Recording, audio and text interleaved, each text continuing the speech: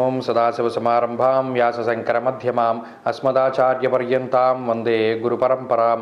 జ్యోతిషశాస్త్రాన్ని భావతరాల వారికి ప్రసాదించిన ఋషుల యొక్క పాదపద్మాలకి నమస్కారం చేసుకుంటూ, అలాగే నాకు ఈ జ్యోతిష విద్యను నేర్పిన గురువర్యులు జ్యోతిష బ్రహ్మ కీర్తిశేషులు శ్రీ ఈరంకి సూర్యనారాయణమూర్తి గారు, సూర్యశ్రీ దైవజ్ఞ గారి యొక్క పాదపద్మాలకి నమస్కారం చేసుకుంటూ, ఓం శ్రీ మహాగణాధిపతి నమః, శ్రీ గురుభ్యో నమః, హరి ఓం.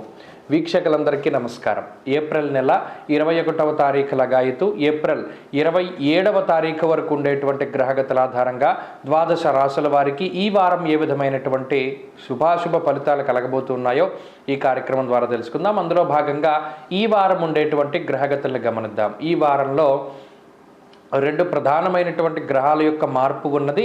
మేషరాశి యందు రవి గురుల యొక్క సంచారం కొనసాగుతూ ఉండగా ఈ నెల 25వ తారీఖున శుక్రుని యొక్క సంచారం మేషరాశిలోకి వస్తూ ఉన్నది.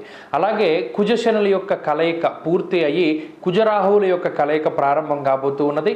24వ తారీఖు లగాయతు కుజుని యొక్క మార్పు మీనరాశిలోకి ఆయన మార్పు చెందుతూ ఉన్నారు.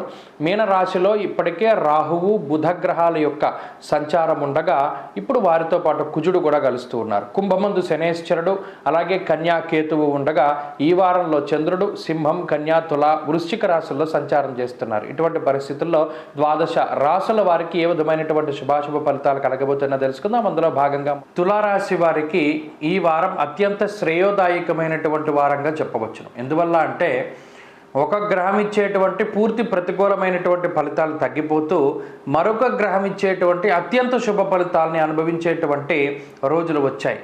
భృగు షట్క దోషము, శుక్రుడు తన యొక్క షష్ఠస్థానాన్ని వదిలి సప్తమంలోకి వెళ్ళారు. ఇక కుజుడు అనుకూలమైనటువంటి షష్ఠస్థానానికి రావడం వల్ల 6వ స్థానమందు బుధుడు రాహువు కుజుడు, 7వ స్థానంలో గురుడు, అలాగే ఈ వారంలో చంద్రబలం వెరసి అనుకూలించేటువంటి గ్రహాల యొక్క సంఖ్య పెరిగింది, ప్రతికూలించే గ్రహాల యొక్క సంఖ్య తగ్గింది. ఇది చాలా గొప్ప విప్లవాత్మకమైనటువంటి మార్పులు తీసుకువస్తుంది. మరీ ముఖ్యంగా షష్ఠ కుజుడు అర్ధలాభో వస్త్రలాభ ధనలాభ యశస్తథ అన్నారు. అనగా అన్ని లాభాలే చెప్పుకుంటూ వచ్చారు.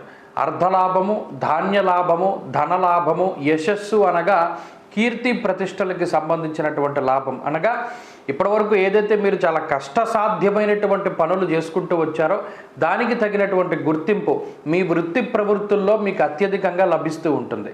మీరు కష్టపడినటువంటి దానికి ప్రతిఫలం లభించి తత్ఫలితంగా మీ యొక్క శ్రేయస్సు కీర్తి ప్రతిష్టలు ఇవన్నీ కూడా పెరగడానికి, 10 మందిలోని గుర్తింపు సంపాదించుకోవడానికి, సన్మాన సత్కార్యాది కార్యక్రమాలు మీకు జరగడానికి ఈ గ్రహస్థితి అవకాశాన్ని కల్పిస్తుంది. అంతేకాక ఏవైతే కోర్టు కేసులు కానీ లేకపోతే ఏమన్నా చిన్నపాటి ఆర్థిక లావాదేవీల్లో సమస్యలు కానీ, తోబుట్టువులతో సమస్యలు కానీ, ఇలా భూపరమైనటువంటి సమస్యలు మొదలు కోర్టు కేసుల వరకు ఉండేటువంటి ఇబ్బందులన్నీ కూడా తొలగిపోవడం అనేటువంటిది ఈ వారంతో ప్రారంభమవుతూ ఉంటుంది.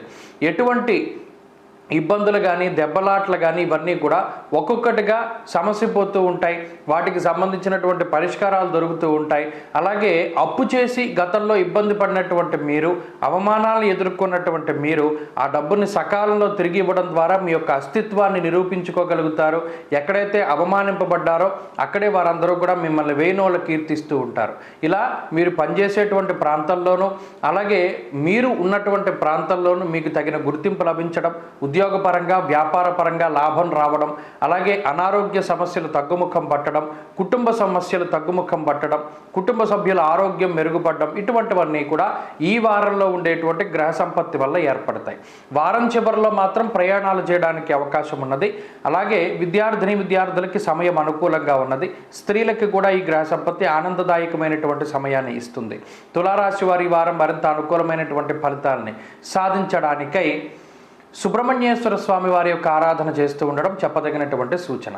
ఈ వారంలో కలిసొచ్చేటువంటి రోజు బుధవారంగా చెప్పవచ్చును. అదృష్ట సంఖ్య 4, అదృష్ట వర్ణము ఆకుపచ్చ. తదుపరి వృశ్చిక రాశి.